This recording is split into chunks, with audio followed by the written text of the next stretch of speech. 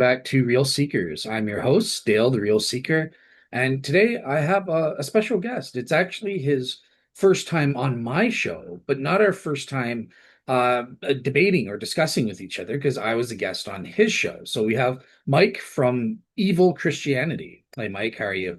I'm very well. Hello again, Dale. So it's nice to be with you again. I Uh, think I'm still recovering from the bruising I took from you last time.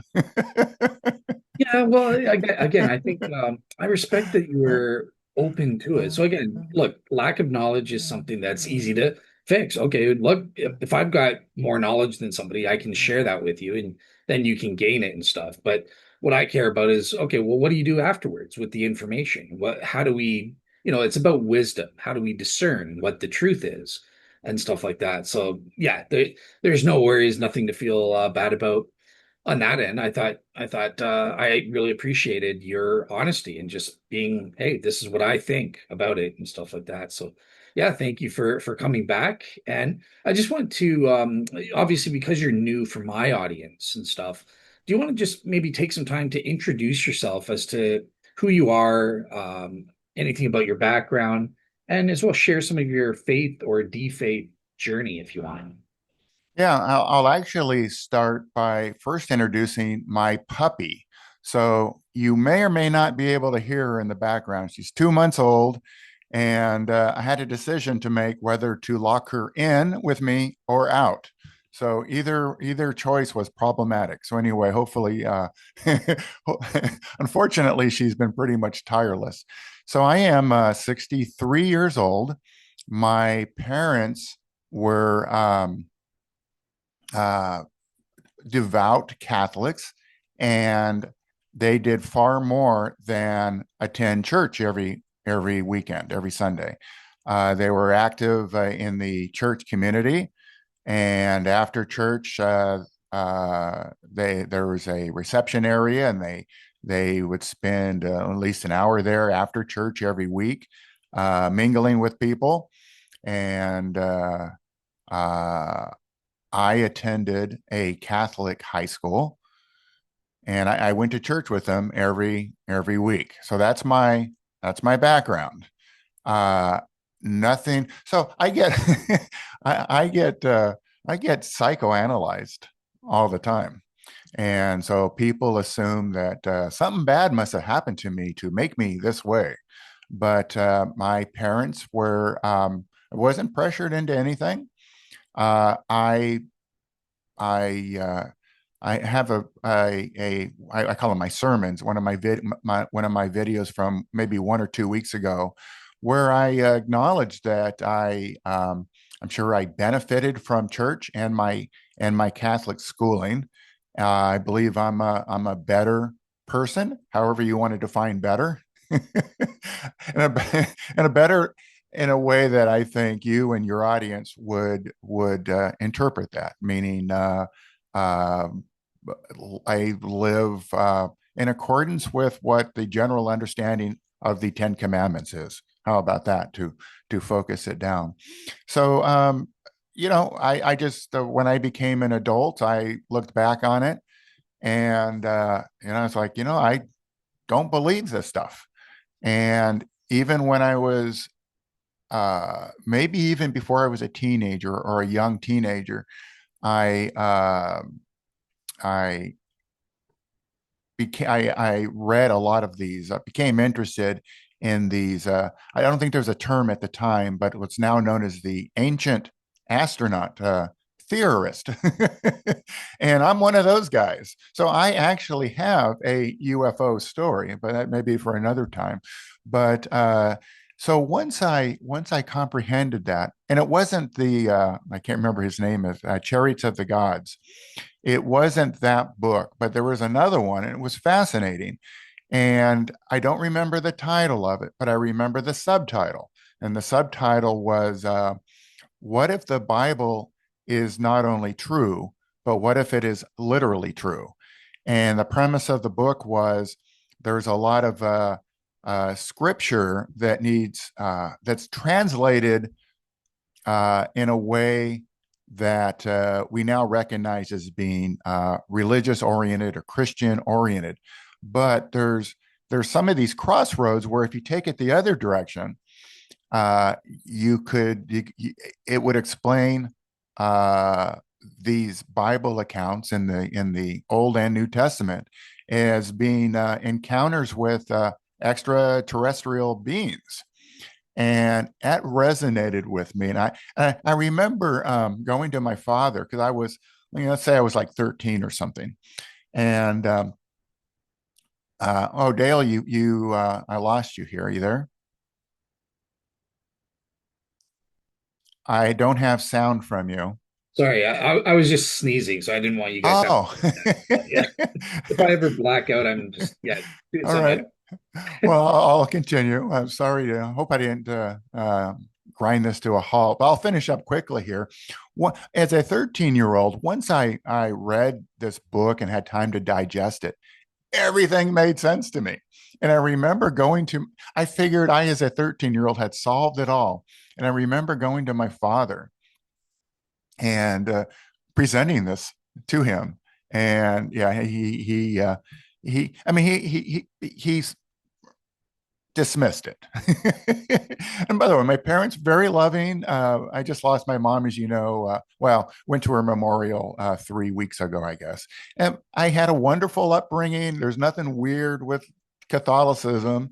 Um, and I did actually explain. When I might be getting a little bit off topic, but we had a memorial mass for her 3 weeks ago, I think it was, and it was odd from my perspective going back to church for the first time in, I don't know, 40 years or something, and seeing these rituals. I don't think you're Catholic, right? Yeah. And seeing these rituals, and some of it was really embarrassing, but yeah, that's a little off topic here. So yeah, I'm 63. I haven't been back to church in like 40 years.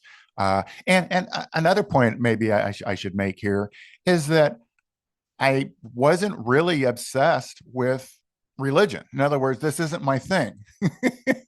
I I just live in a normal life. I was just a-religious, and what happened was there was this event that you and your listeners may be familiar with. It's known now as the Revelation 12 sign, and it kind of made mainstream news.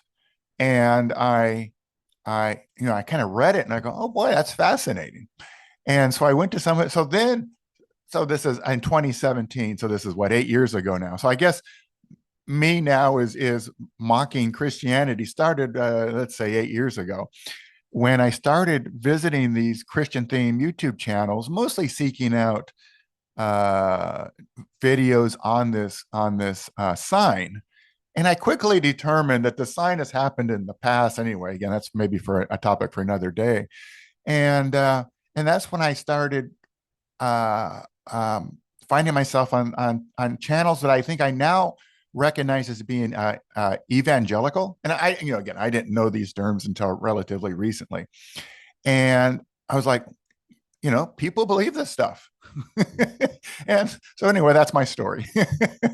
Yeah, One thing led to another, and I thought, and it was just less than a year ago, so I haven't even had my channel for a year, and I thought, might be good content. absolutely. Yeah. I just a couple of things sort of struck out at me is now I again you were gone for 40 years in that in my case, but I had to leave the church for a period of 8 years before I came back in God's grace and stuff like that. So sometimes you do, I admit, sometimes you do need to get out of it. If you don't believe it, don't fake it till you make it. You're never going to make it that way. Like if you don't believe it, you don't have to show up. Be true and honest as a real seeker. But as long as you never turn your back on God, you're always open to the truth. If it is true, then I'll follow it type thing. And you're a real seeker, then I believe it's possible you could, oh, it's possible you could come back. Yeah. What were Yeah. you going to say? So another quick thing here, I get uh, accused, as if it's a bad thing, of being an atheist. So I don't know. Nobody knows. And we don't know if there's a God or gods. We don't know we all just, it's like I'm watching my little puppy here, Roxy. And it's like, she just finds herself in this situation, and we're all here in the same situation as she is. We're on this planet, and what's going on? We don't know if maybe we are an experiment from an extraterrestrial, superior race, and someone went to their version of a Radio Shack, or So, and so you're an atheist in the sense of like Richard Dawkins. You lack theism. You wouldn't say, well, hey, I actually know God doesn't exist or probably doesn't correct. exist. You're just, I don't I'm know. not asserting there is no God. I Okay. don't know. And maybe that's the foundation of our discussion today about miracles, because if there's a God, um, one of the ways that uh, you know he would communicate. Well, first of all, if there's a God, there wouldn't be any ambiguity, right? I mean, if we had created some creatures, me and you, Dale, we had a terrarium with some animals in there. We'd want them to know that they're in loving hands and in good care, and we'll keep them safe and cared for, and that kind of thing.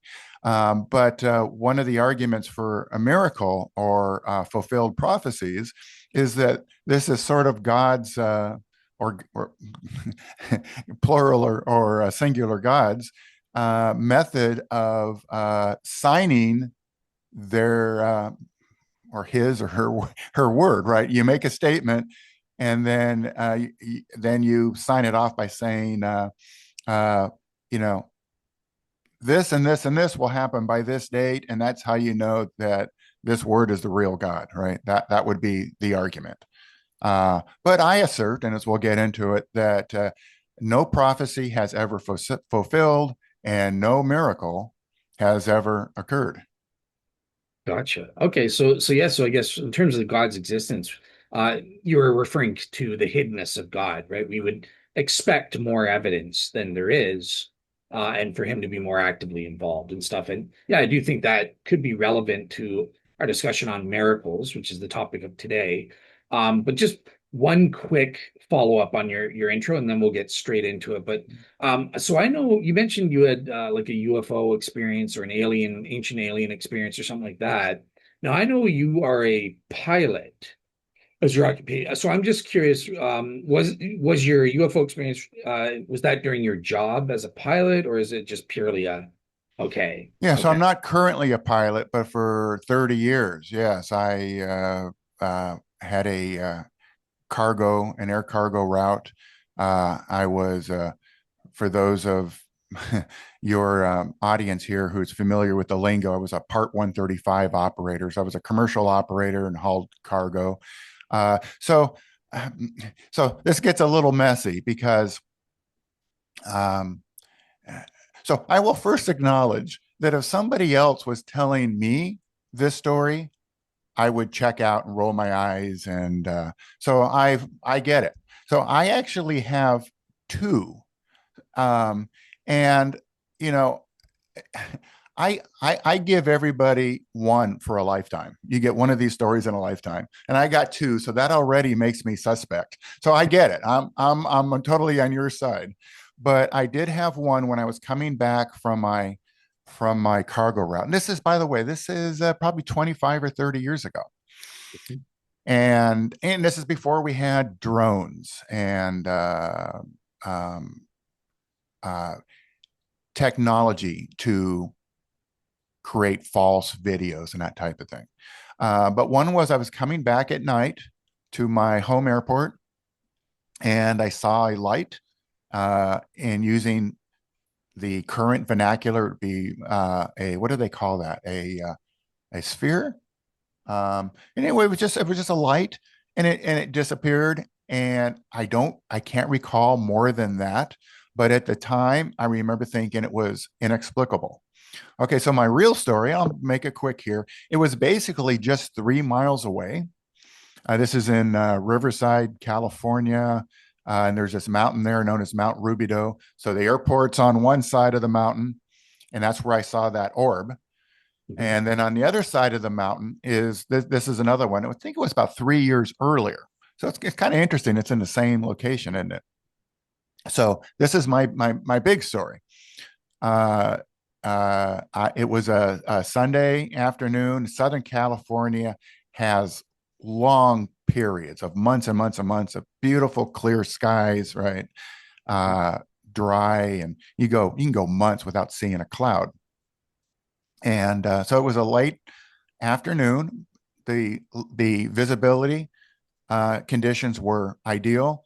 Low sun angle, no shadows, clear skies, right? Infinite visibility, all that kind of stuff. And I was across the street in downtown Riverside. It's not a small place, probably has 300,000 people in it. Um, you know, in the downtowny area where this happened, these are all kind of grid housing, a little bit tight together. So a lot of people there. And I just, when I was across the street at the friend's house, and the neighbors who I was friendly with, and just passing time chatting, and there was a flashing light, and it was a white light. So that's important because um, uh, now we have, everyone kind of knows the color temperature of lights, right? 3,600 Kelvin would be kind of these warm lights that we're used to, the incandescent, and 6,000 Kelvin would be like daylight. So we all know that now. We can change it on our computers, right? I got lights here right now where I can adjust them on the computers. But back then, that was unusual. It was a bright white light, and that was not the norm. And it was flashing. And my first reaction was, I thought it was an emergency vehicle, and it was kind of omnidirectional. And then I identified this, what are we going to call it here? This object. I identified this object, and I now know the term as being oblate. At the time, I didn't know. At the time, I would have described as being like a pumpkin, kind of a sphere, but the poles are flattened. Yeah. And it was Just like the earth is oblate, right? So yeah. yes. So then it was near this mountain, and was just above treetop level. I mean, it was 50, 60, 70 feet above ground level. And it was slowly moving, like, I don't know, 10 miles an hour, something like that. Well, you're Canadian. Would that be 10 I don't know, kilometers? 20 kilometers, maybe. Or we can use aviation, about 10 knots. It's all about the same. It was moving slowly. And like just above treetop level, it was wide. I mean, it was probably about 50, 60, 70 feet wide. What is that? 20 meters, something like that. I And appreciate the conversion. I watch some of these car repair videos, and they'll say, "Oh, look at this disaster that happened in X number of miles," and then they put it in kilometers, and everyone says, "Oh, thank you for translating." Right? America, yeah, we're not the center of the world here. Yeah, well, I remember one time I rented a car and it was an American car, and oh my gosh, I was like desperately watching this speedometer to be like, okay, this is 120 on our highways, 120 kilometers per hour. So what is that for miles? Well, so I also shared with you that when I came back, we just bought a car, right? So now we got two dogs. We needed a car. Did I tell you the story? So we we bought would you believe, a Suburban from Oregon. So Mhm. people in Oregon don't know anything about Alaska. They sent it to Anchorage. Well, there's no way to get where I am in Juneau to Anchorage. So I'm sitting there trying to, what are we going to do? So my wife and I ended up making a road trip out of it. So we flew to Anchorage, and the only way to get it back here is we have to drive it home through this long highway, and it goes through Canada. So when you first, we actually needed our passports, right, to get home. So one of the first signs we see is one that says, the speed limit is 50 kilometers. But then there's like instructions for Americans, right? Because we're so dumb.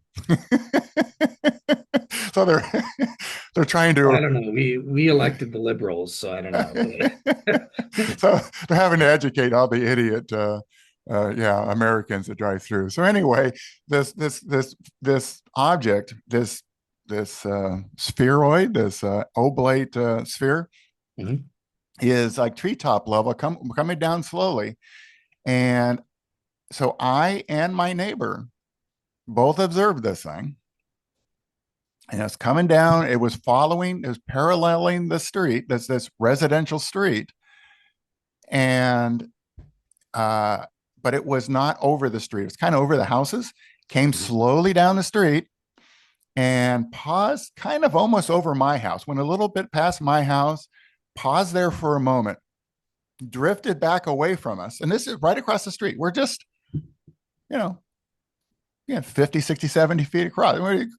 We had perfect visibility of this thing. And it was a thing. Then it started drifting away. And then fire and sparks. And are you losing me yet? Am I losing you? So fire and sparks came down from it. Mm-hmm. And then it drifted away and disappeared. Okay. And the guy's daughter saw the end of it. And I remember I turned to him, I said, "You see that UFO?" And then he joked with me. He said, "What a UFO?" He was being facetious. But I called my father immediately after, and I told him that's the story. And then he starts asking me all the normal, reasonable questions. And at one point, I remember he asked me, could it be a hot air balloon, that type of thing.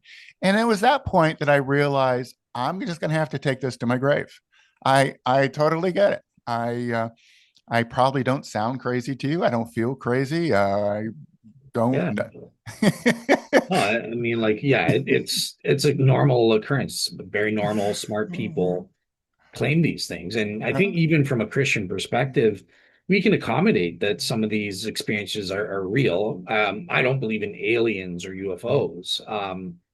So I obviously demons, stuff like that. There is a spiritual warfare. So yeah, I don't necessarily think you're crazy or anything like that just because, you're describing an paranormal or extraordinary experience or something. So yeah, no judgments from me on that front.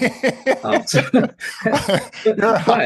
on the other end, you do have judgment. On the other end, you do have judgments for me because the last time we spoke, I am a pro Shroudy, and we were kind of discussing the Shroud of Turin there, and I kind of realized during our talk that look, actually, let me just play a clip. That kind of led into today's discussion, why I want to get into miracles. So let me share my screen here. All right, share sound. Is that popping up the YouTube there? Yes. Okay, so this is just a couple-minute clip that so we're talking in context. We're talking about Bob Rucker's on the Shroud of Turin, the neutron irradiation hypothesis as an equal empirical explanation for the carbon-14, and that's where we get into Mike's understanding. Well, that's a miracle. So, okay, well, let me ask this last final thing then, because I know you want to wrap up. But so remember, I said at this point they're empirically equivalent, right? We can't prove Bob's theory is true about neutron irradiation or maybe some other kind of contamination unknown that somehow is throwing off these results, but it's still medieval.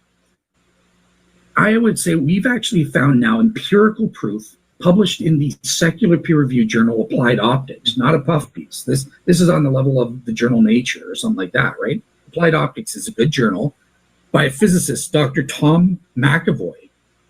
And he's actually taken the ultraviolet fluorescence studies independently, right? They were done by Stirk back in 1978, the ultraviolet fluorescence spectral tests.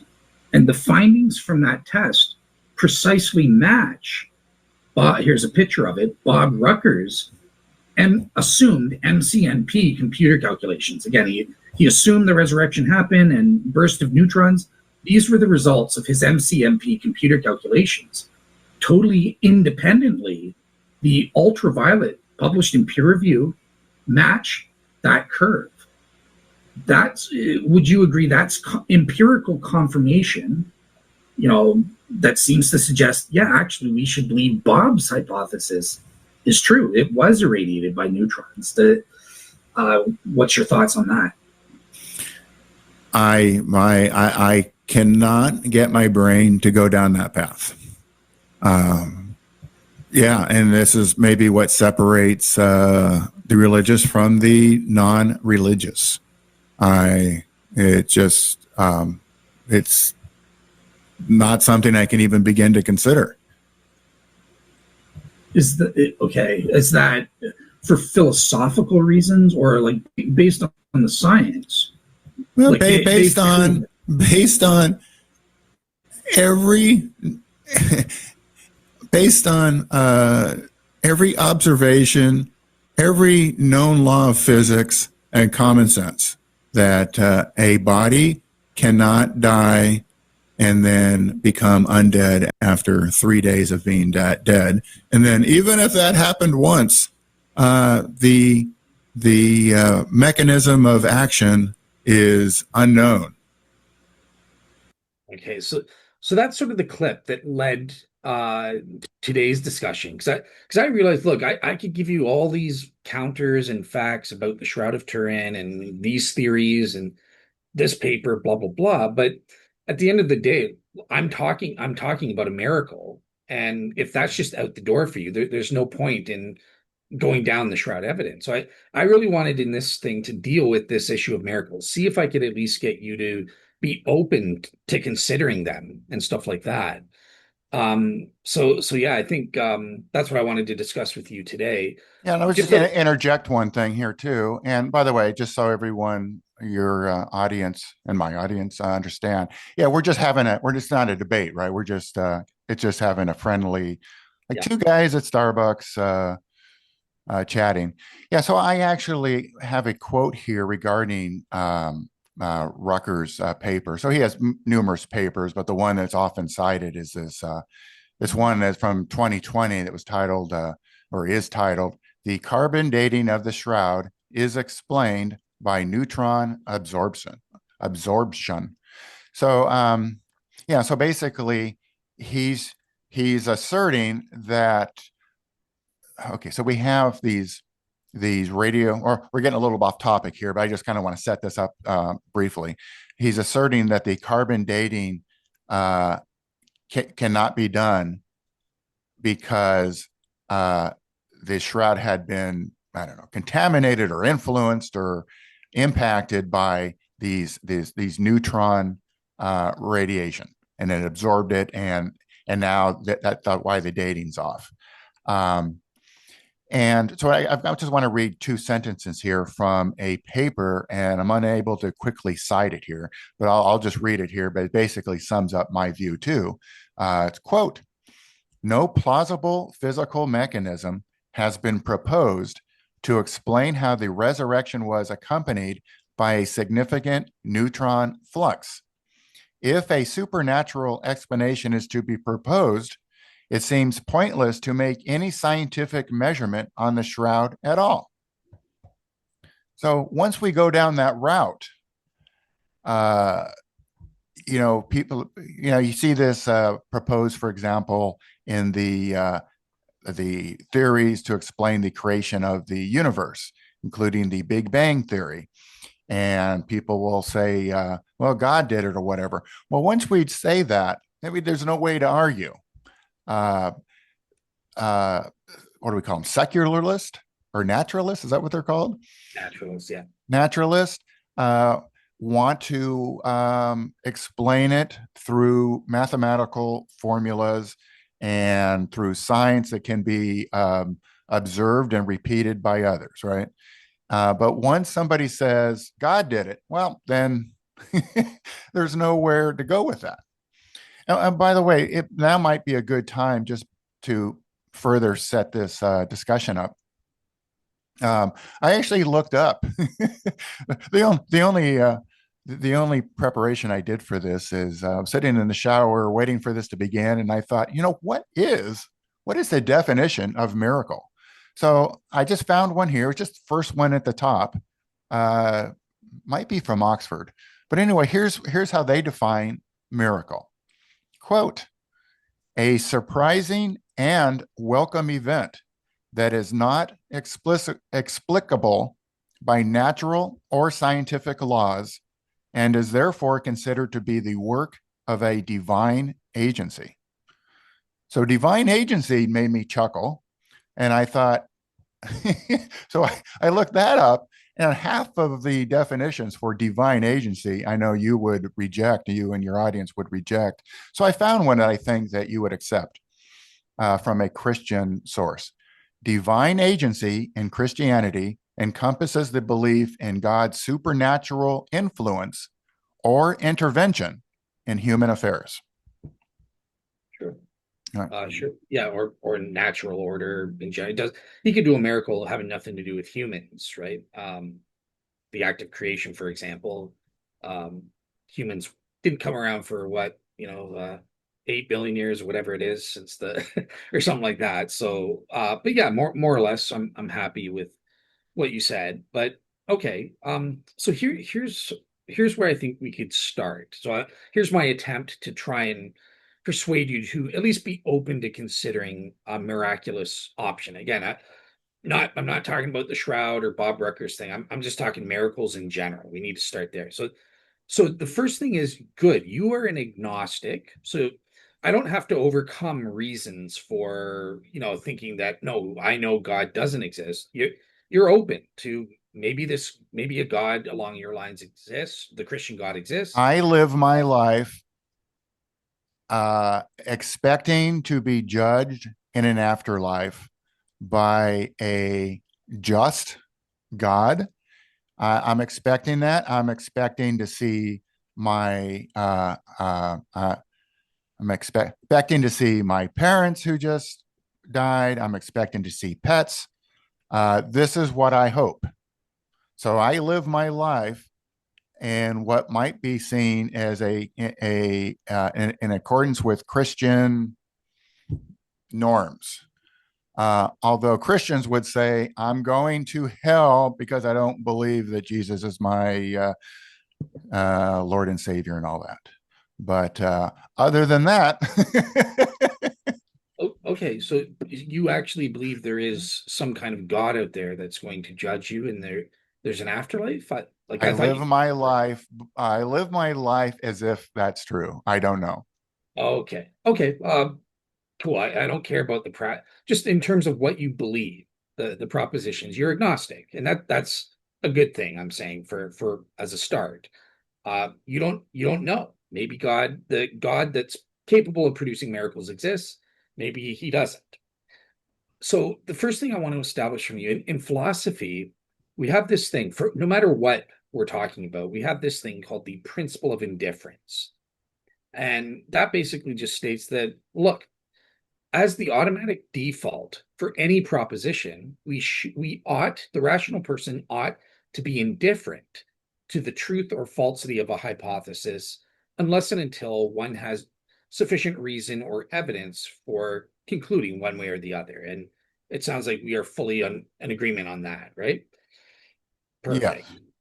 Okay. So you would agree with me that the default then for any given miracle, did God produce this miracle or not produce this miracle? Again, in a vacuum, pretend we have no evidence. Is this principle of indifference? It's agnostic. I don't know. Maybe a miracle happened here. Maybe it didn't. Um, okay. Okay, cool. So on that front, that's great. Now, in our clip that we did, you said, well, look, we're not in a vacuum.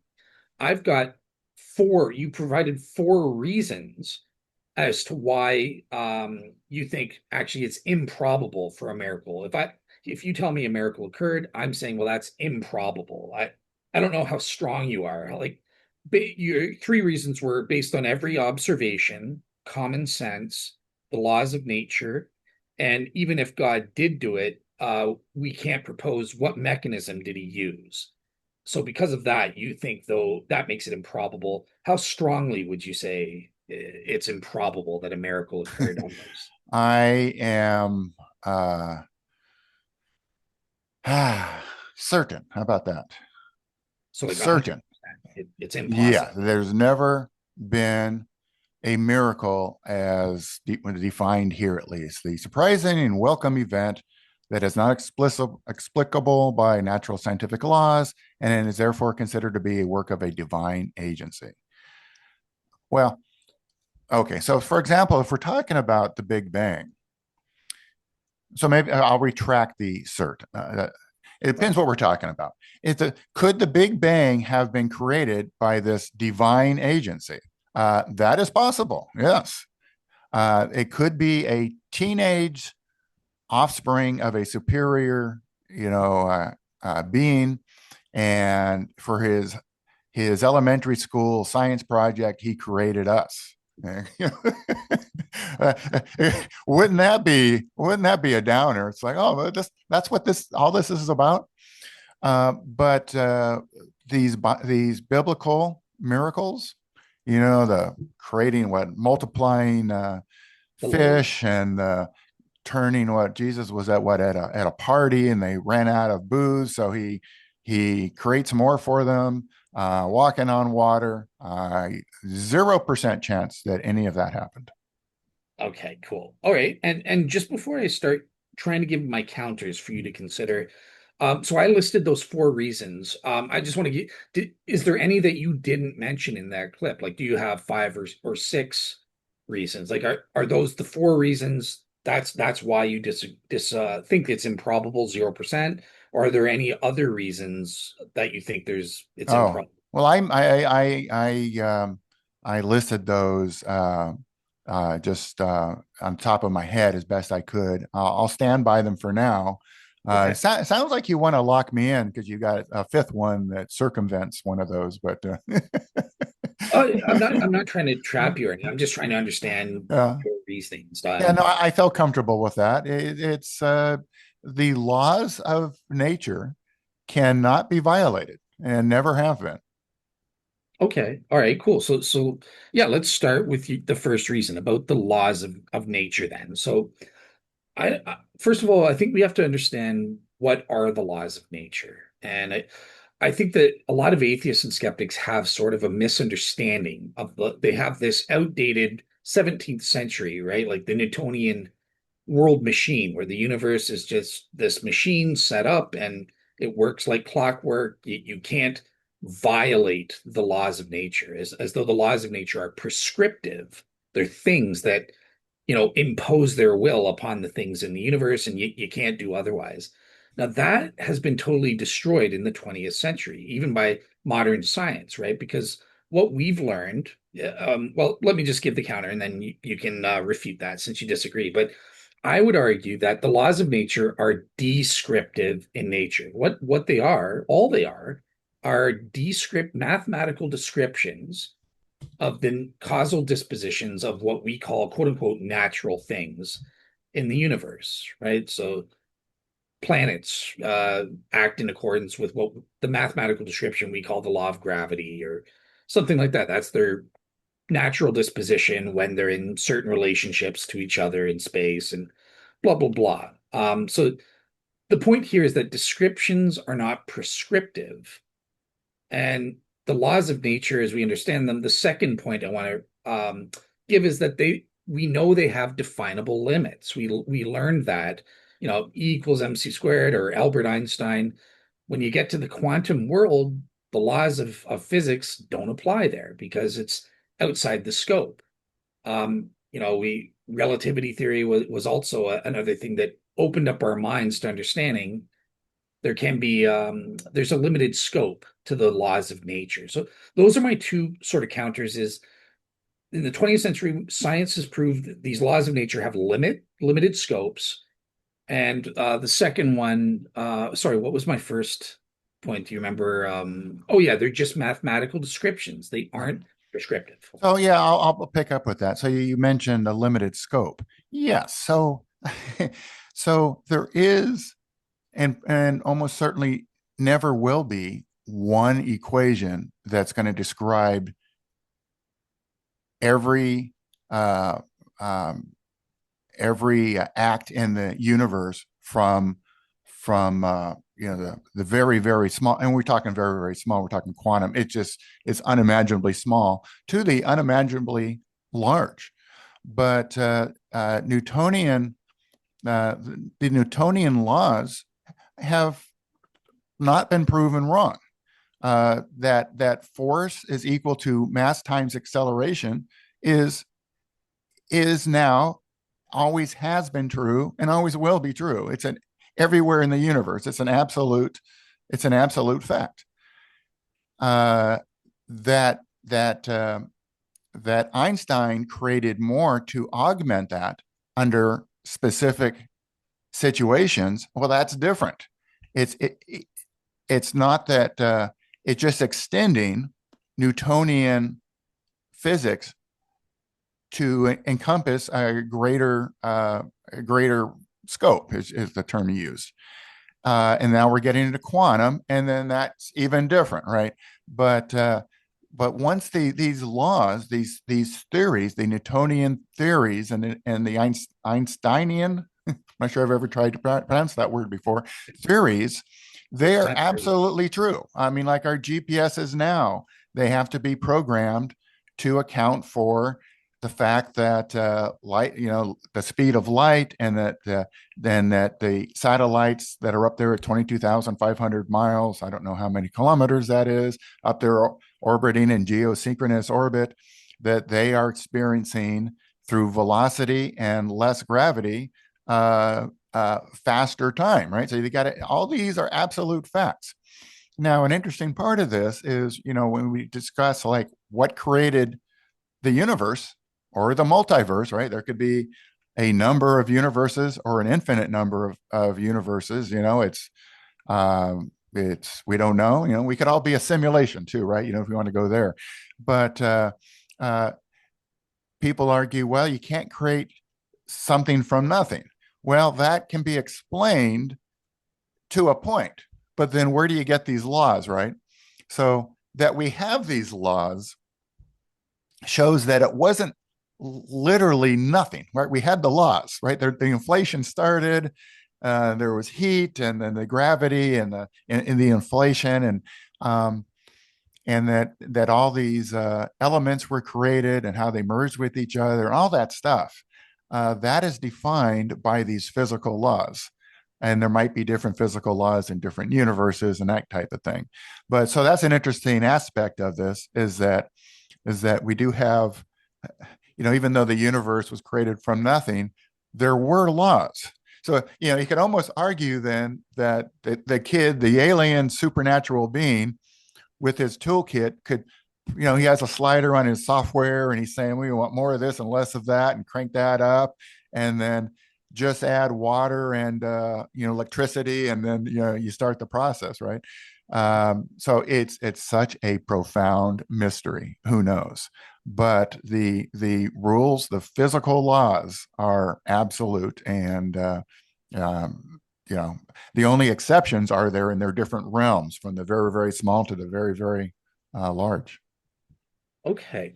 So let me just ask this then, just for a clarifying quick question, and stuff like that. So you mentioned that given the multiverse and stuff, it's possible that there are different laws of nature, or differences in the laws of nature at the very least, right? Different values for the laws that we have here. Now, from my understanding, it's been a while since I looked into the cosmology and did the cosmological argument, but from what I remember, Stephen Hawking proved that information can be can't information be transferred from one universe to another or something, or is it totally blocked? So what Hawking radiation is information cannot be destroyed, right? Like that's the principle of entropy, and the Hawking radiation describes all this is theoretical, but it's a way to explain it through math. That is the information not leaving, that it's trapped in these black holes. So so all this gets so weird. What I was trying to see is, would you be open? Would it be possible for something from one of these other universes with different laws of physics applying to transfer to ours? And if so, would they be bound by our laws, or could it be possible they turned water into wine? So now you're getting above my pay scale. I'm just a guy who has a little bit more than a passing interest in it, but nothing more than watching YouTube videos. Don't know. You'd be open to? I'm not sure if that's allowed. So we know, for example, the what's that second theory of relativity? I can't remember what it's called. The theory of General theory. the general theory of the second one, Yeah. where first of all, by the way, so the speed of light, you cannot exceed the speed of light. But if you're already past the speed of light, then there's nothing mathematically to prevent that. And also, you're allowed to encompass vast distance, right, by bending space-time, right? That's called wormholes. So, but that's within, as best we know, that's within our universe. So, as I described earlier, so it's funny how all this is now tying together. I discussed my should we call it a UFO experience? So so this object that I saw, and by the way, it was translucent, whitish, and had like ill-defined edges, which is kind of odd. But anyway, this thing, as it moved away to us, remember it's shooting down these fire and sparks came down. They did not touch the ground, and then it drifted away slowly and disappeared. So, where did it go? What was it? I have no idea. So, could it have gone to another, dimension? Don't know. Okay. So, I think what you would say is it is you would at least kind of be changing to say, well, maybe it's possible that extra dimensionality could play a role in producing what we call miracles of some sort, right? Or yeah. So okay. So for example, let's say we got the Mike and Dale terrarium, where we got our people down there, and they're bound by or create a software program. Or you can, okay. So in other words, I've got a better analogy. Could it be a cheat code in a game, right? In other words, would this being entity that created us, if that is what happened, is that being then also bound by the laws we are bound by? Yeah. So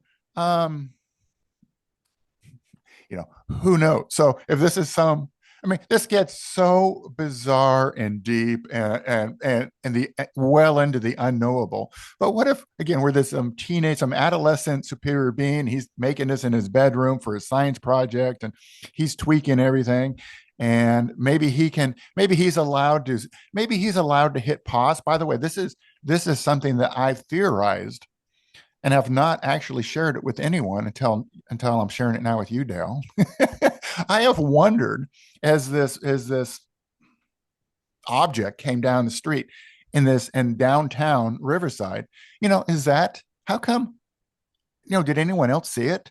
Did the alien being push pause on the whole world, and only I and the neighbor and his daughter saw this thing, went away, and then they hit unpause, and everyone, and you wouldn't know, right? I mean, if we were paused and they got unpaused, we wouldn't know. How do we know? So is that kind of thing possible? Oh, wow. I don't know. Everything is so bizarre. I'll throw it out there, and maybe it's possible. Who knows? I mean, would you grant not only that it's possible, that for all we know it, or for all you know, it's equally probable to be the case? Okay, so equally probable to what? Oh, not to whether it could happen or could not happen. Yeah, it's just such an unknowable. So in other words, when Jesus needed more booze for his party and created it, would a God do that? I am certain that never occurred. Is it possible that we could agree that the creation of the universe would meet the definition of a miracle, right? Could that have happened by a being or beings? Yeah, I guess so. It could happen. There's just no evidence for it one way or the other. So, okay, so let me, with the water and the wine, I guess I'm confused. Why is there a difference? Because look, the difference between water and wine is just molecules. So with quantum physics, we know that particles can just, from our perspective, just pop into existence from nothing. So maybe Jesus pop all the molecules necessary to for wine is now present because obviously everything that exists is made up of atoms. There exists a proton, blah, blah, blah. And ultimately, everything's made up of subatomic particles. So Jesus went pop, and all the subatomic particles necessary to create the Mhm. bigger particles to create wine became present. It Mhm. seems to me you'd have to be like, yeah, that's So what that. you're describing is would sounds like it would adhere to some laws of physics, right? Well, Once it enters, yeah. yeah. So I would submit that that was a made up story. None of the gospel authors witnessed Jesus, which may be a future topic for us.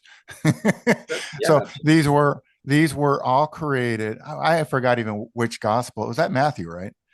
I think. it's in Matthew. No, it's John, the wedding at Cana. Oh, is that what that is? Yeah. So this is a generation at least later.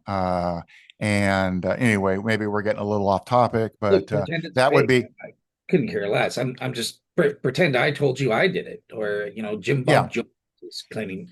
Yeah. So in Uh, other words, if we hear from a lab, it would be on the Daily Mail, by the way.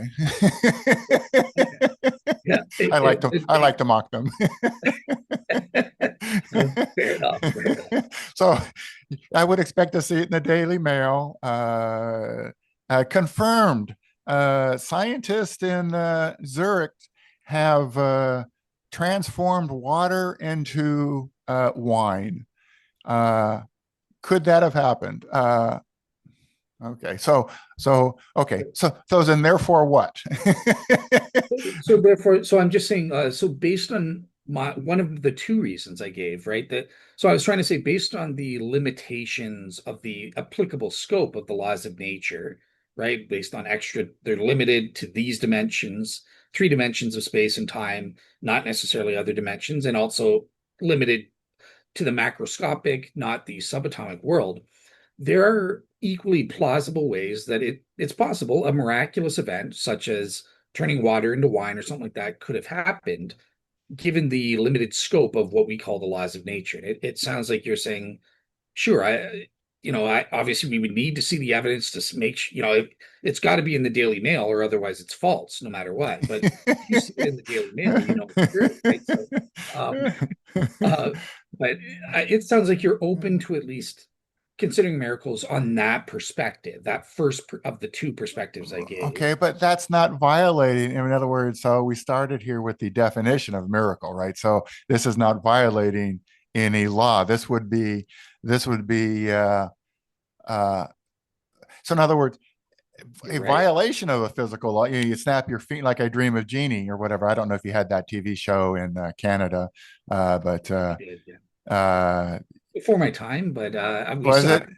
Yeah, I was just telling my wife that I hated those shows because you'd watch it and watch it and watch it, and the half hour's almost over, and you're like, "Wow, how are they gonna tie this all up in 5 minutes?" And then you just do the thing, and I hated that. Yeah. Cheap. It's a lack of imagination, but yeah. That would not necessarily, and the way you presented it would not necessarily violate any natural laws. If it was discovered there's a way to do this, and then you're saying, well, it was done 2,000 years ago, then that puts it in a different light. But we would need something that was literally um, impossible, right? And it could literally not be explained by physics. So I believe it or not, I think you are fully correct about that, right? So appealing to the limited applicable scope of the laws of nature alone is not going to be good enough to explain any and all claimed miracle claims, right? Because there are certain miracle claims. I would disagree with the definition that they're violations of the laws of nature and stuff, but the reason for that, they would go against the descriptions of the laws of nature in the sense that that's why I brought up my second reason that all the laws of nature they aren't things in themselves that exist and that prescribe that says you can't do this without violating me or something. The law of gravity is not saying you better obey me. If you don't, I'm gonna scold you or I'll snuff you out of existence or something like that. That the laws of nature aren't things. They're mathematical descriptions of the way natural things in our universe typically behave under the set parameters that the laws of nature apply to. Now, the reason I wanted to stress the second point about the mathematical descriptions is because these laws are descriptions that fit under certain circumstances. Now, if we're positing God is an outside agent. He's outside the three dimensions of space, and if he's able to input, right? This is what miracles claim to be. It's an input from God into the system from outside.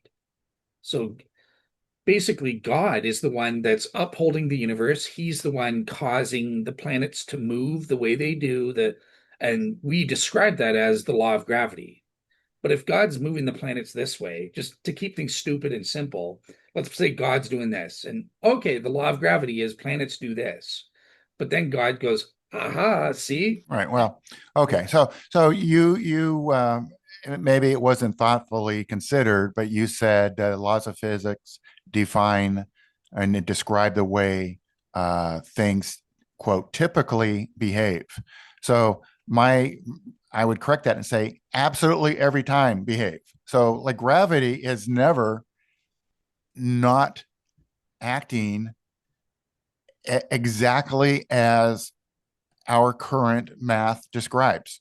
All these weird meteors and comets we have coming to us, all that we can predict tens of billions of miles ahead of time where it's going, what its path is going to be based on these laws of gravity. And the laws of gravity have never changed. So when, for example, when the one of the gospel, maybe it's one or more of the gospels described the sun standing still for 3 hours. That is impossible, and it never happened. It cannot happen. And if it did, everyone would die.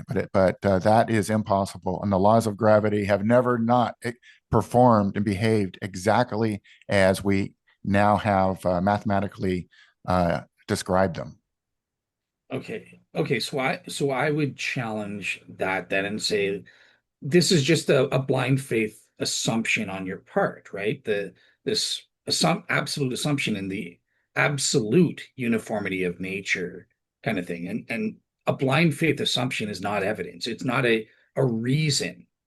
So cool. If you're telling me you've got this blind faith assumption, I could tell you, well, I've just got blind faith that does happen. The sun does stand still when God inputs into the system and stops moving it through. Well, what would your source be for the sun stopping for 3 hours? So again, I'm not trying to prove in this show. I'm not trying to.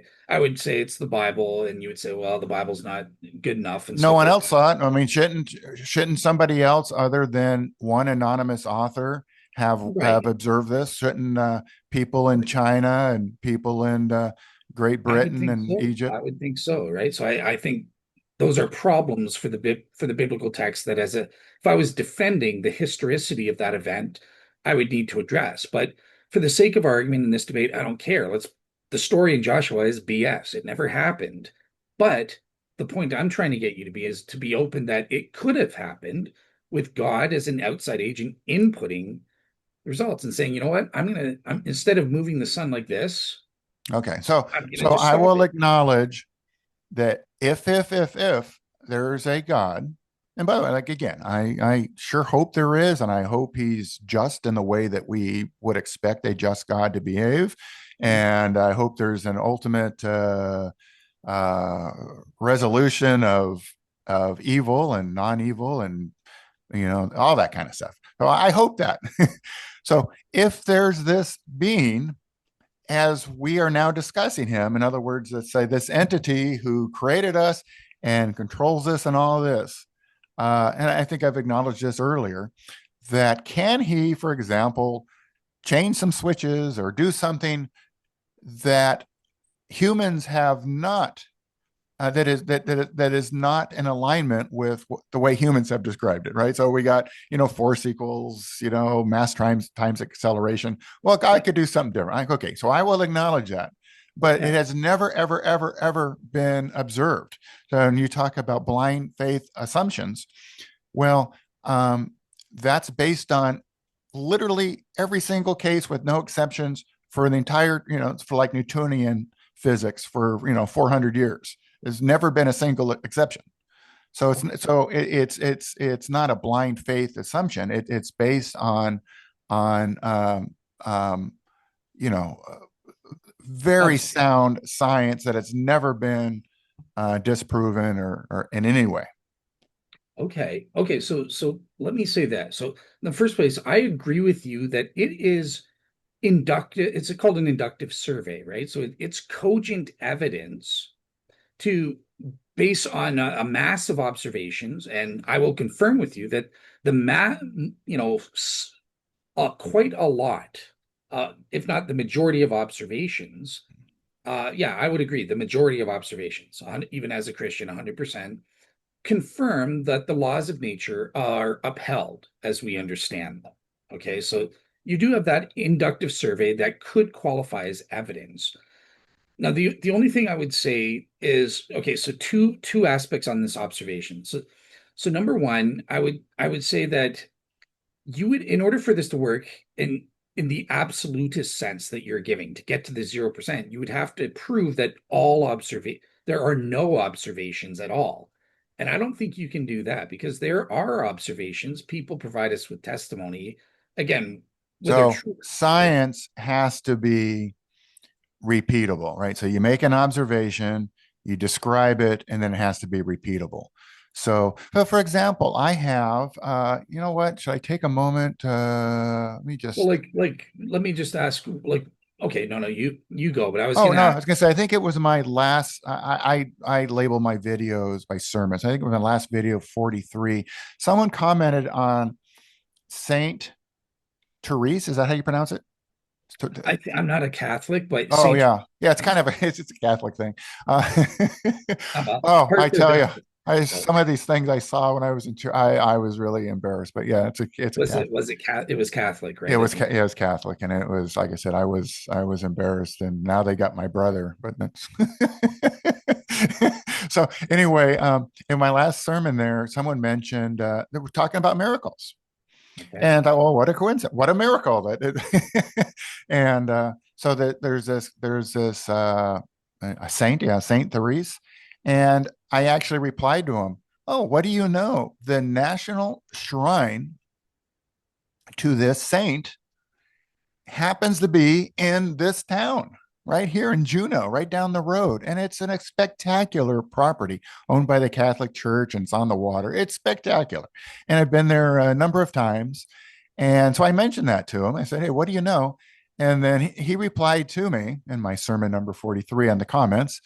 He made some comment that, oh yeah, she's a wonderful woman. And those who have visited her tomb or whatever she's at now, talk about that they can smell perfume. Oh, okay, so I'm not here to ridicule people. Well, that's not true. People. I created a whole YouTube channel as evidence to the contrary. When people come to my channel and write to me, and I consider that a safe space, and I'll treat you with dignity and take you seriously. But look, it's like these people who sit in these crop circles, right? You're familiar with these crop circles. Mm-hmm. And some of them will sit in there. So these would not be Christians. These would be a secular kind of thing, right? And these people sit there, and these hippie types, and a lot of times they'll do it at a solstice or an equinox or something. and they'll claim that they can feel energy, right? So where do you go with this? Or people have these NDEs. I don't know what to say. How many people tell me that they've seen God, or they've seen Jesus, or Jesus has touched them. I get this all the time. I had one woman who told me that while she was sleeping, Jesus came into her room and tugged her thumb. Mhm. And she said it was Jesus. Well, okay. Well, I mean, Where do you go with that? to be fair, at least it's not like she's saying she saw some orb or something above a tree. And no, I get it. No, I get it. I get it. I get but it. Well, and again, when from I your was, testimony, oh, what's sorry. that? Uh, I was going to move on to the next point. Like the point, the reason I did want to bring up that joke for a reason, because remember how your testimony, I think that the rational person shouldn't just make this automatic assumption. Oh, Mike told me he saw an orb. That's just ridiculous. That didn't happen. I know that didn't happen. I have no evidence or at all. I'm just assuming. Same way with, a vision of Jesus tugging your thumb or something like that. No, we shouldn't assume it's true. A lot of these are fake and frauds, or just naturalistically explained through a dream or something like that. But the point is, we shouldn't decide one way or the other. Again, that principle of indifference without evidence. And there are tons. Craig Keener's written a 2-volume entire book outlining just the claims. He doesn't assess the claims, but just the claims of, hey, this guy was dead, even declared the medical experts said he was dead. And a couple days later, he raises from the dead and stuff like that. And so there are tons of testimonies of this event happening. And the point that I want to make for you, for the purposes of our debate, is if you're going to claim on the basis of our observations, there's a 0% possibility of somebody rising from the dead. That means you have to prove that all of these testimonial observations of the opposite happening, are false. It's not All right. rational. So, okay. So we're getting a little mixed up here. So, for example, there have been uh, uh, people who have been dead and then have been undead, and that's scientifically demonstrated. And usually you get people who are like frozen in lakes, right? And young people, and they can be thawed out and that kind of thing. What we're talking about with Jesus is a guy who basically would have no blood left, right? You know, crucified and all that. And then 3 days, and then not that he was, it's not that he was then, resuscitated by some, unknown mechanism, but he was literally gone and then reappeared, apparently all healed, and walked around for 40 days. Is that the tale? So I reject all of that. Again, none of and I know we differ here. There were no witnesses to this. No one's documented it. These are creations written literally decades after the supposed time of Jesus. So believe it or not, we don't necessarily disagree. Like I think in a lot of the cases, all we have the evidence supporting it is insufficient to believe them. And because of that, but the point that I'm making is I don't go, okay, well, therefore, because the evidence proving that it actually is true and happened, this guy was actually dead and then biologically dead, and then they rose from the dead. That lack of evidence doesn't mean, okay, well, therefore I disbelieve you. It should be this principle of indifference unless and until we have evidence one way or the other. Whereas it seems like you are just assuming, well, look, we've got this poor evidence, someone claiming this or that, and that's about it. Yeah, So well, the Jesus story, I would consider. I think we disagree here. I would consider poor evidence, but yeah, that there are creatures that are seemingly dead. I remember my wife and I were walking here in Juneau, where it gets cold. It's not terribly cold here, but it gets you can get close to zero. I'm trying to translate to Celsius. So this would it get significantly below freezing here. And anyway, one day we're taking a hike in spring, and we're alongside of a pond. Right? What is that? I'm getting down on my knees. Are those tadpoles or polywogs? You know what those are? I don't know what you call them in Canada. They're like what are those called? Like before you're a frog? Tadpoles Tadpoles? and Yeah. polywog. I've heard both. Okay. In fact, when I was 5 years old, I think I was a polywog and doing lessons or something. By the way, I remember I think it was in a New York Times had some kind of a test you could take. And what do you call this? And what do you call this? What do you call this? And there were like 10 questions and you answer them and then it'll tell you which region you're from. And it was remarkable. It actually nailed me. So different regions have different terms for these. But anyway, these tadpoles are dead. In other words, they have no clinical sign of life. They're in ice for all of winter. I had no idea there was such a thing. So that there are scientifically documented instances of humans being clinically dead. And again, however you want to define that, no brainwave, no heart function, whatever. I don't know how they do that. And then become, get resuscitated somehow. I get it. That does happen. And there's been some remarkably long gaps of being dead. But these are in very unique situations. And that also does not violate any scientific law. Well, so while you were saying that, I'm trying to find a video clip of my friend Caleb Jackson, because he's documented cases where these unique circumstances don't apply. So, for example, a body was pronounced dead and lying in a morgue. It's a famous example in that. Yeah, no, there's all kinds of those situations. Well, you wonder if they were dead, but there's all kinds of situations you read where someone wakes up and they're at their funeral. It's like, hello, Yeah, I hate to interrupt, but and I admit that basically all we have is testimonial evidence from a medical expert in the morgue saying, yeah, based on my expertise, they were dead, and and they have reason to lie, don't they? I don't know. I don't think so. You don't think somebody, in other I words, think if you push somebody into a hole and it's later determined that he wasn't dead, and you get blamed for it, that would be negligent homicide. That's what we call it in the United States. Yeah, so I think given the evidence, it's just equally probable. I'm indifferent because I don't know whether this guy is trustworthy or he's lying. Lying sounds like an equally probable explanation given the limited info I've got from these reports. Like there's not enough to decide one way or the other. Okay, and But again, I would make a distinction between somebody being misclassified as dead, or perhaps being dead to some to some degree. Again, there's well, let different me phrase it. criteria. Okay, so Go ahead. sorry, let me phrase it this way, just to make my point, and then I'll move on. But do you have any proof that this guy wasn't dead? Like, do you have proof he was Yeah, frozen? that's not the way proof works. I get this all the time too. It, It's the person making negative assertions cannot be proven. Of course they can. You could prove we prove that the tadpoles didn't die because we can prove they were frozen or something like that. So That's not what I can't prove something didn't happen. I cannot prove, for example, if I make an assertion that I flew to Jupiter and had a delicious breakfast this morning and flew back in time for this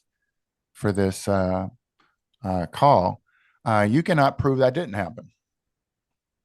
well, I could because I can cite again, just naturally speaking, you're saying. Well, Uh, you're right. Right, and maybe I shouldn't have gone that direction because there are ways. One of the ways you can prove a negative is through like the impossibility of its having, possibility of it occurring. yeah. And Dale, do you want to kind of continue this? And I think we've gone. How long have we gone for? I should say here, right? Yeah, so sorry, we have gone well for about an hour and 12 minutes kind of thing. So Yeah. that was just my main point about your thing. But I mean, just one okay, go ahead and go and finish, and then we can continue here next time or whatever. Yeah, go yeah, ahead. sounds great. I've had a great time. I hope I hope you don't feel like I'm not trying to trap you. I'm just trying to have a conversation with you and stuff. So Oh my God, I'm enjoying and this. No, that's I'm having a wonderful time. I am. okay. I So just don't have all day. okay, so come on, Well, you know you'll what take. happened? And I was also worried. No, because last time I like to keep my sermons under an hour, and I think we went an hour and 15 also. But then Okay. I had another Zoom call with somebody else from the what's his Sylvie React. So I had one with him, and then it Mhm. cut out on us because I guess he had a cheaper version of Zoom, and you only get 45 minutes. Okay. So Okay. Okay, so I out of respect for you and your time and your audience's time, just this one last thing, and I'll let you answer, and I will shut up and we'll end. But your last objection that you gave is, look, even if I grant you miracles happen and stuff like that, like what is the mechanism? Just saying God did it, what is that kind of thing, right? And so the thing I wanted to say to you is that it's in philosophy of action. It's actually a subdiscipline. Philosophers even have identified in science and stuff like that. There is these things called basic actions, which mean they don't have any intervening mechanisms and stuff like that. It's not like, oh, neuron causes a C fiber to go off. The C fiber causes an electrical impulse in my arm, then my arm goes up. There are no intervening mechanisms, but there are these things. Again, it's in a secular field of philosophy called the philosophy of action, and scientists back this up. There are these things called basic actions. That's how I think that's the mechanism of miracles. God just does. Oh, I'm going to do a miracle. He speaks, and boom, it's so. I think basic actions are the answer to your question. That's the mechanism of how he does things. Does that solve that issue for you or help? no. Okay, I tried. and on that and on that note, well, we can continue. I mean, I have no problem. You can Sure. lead with this thought exercise next time. We can continue there, whatever you want to do. I've had a delightful time. Sounds good. All right. Well, yeah, thank you so much, Mike, for joining me on the show and letting me lead. Obviously, next time we'll reverse the roles, and again, and All you'll right. be leading me. I'll be the guest. Either way, I've enjoyed this. Either way. Awesome. Awesome. All right. Well, All right. that's it Bye, for Mike. everybody. Take care, everybody, and God bless. All right. I quit recording. Oh, okay. You Oh, stop I'm the still saying recording. How do I stop? Oh, I see. Hold on. little stop button. Yeah, so it's that easy, right? Yep.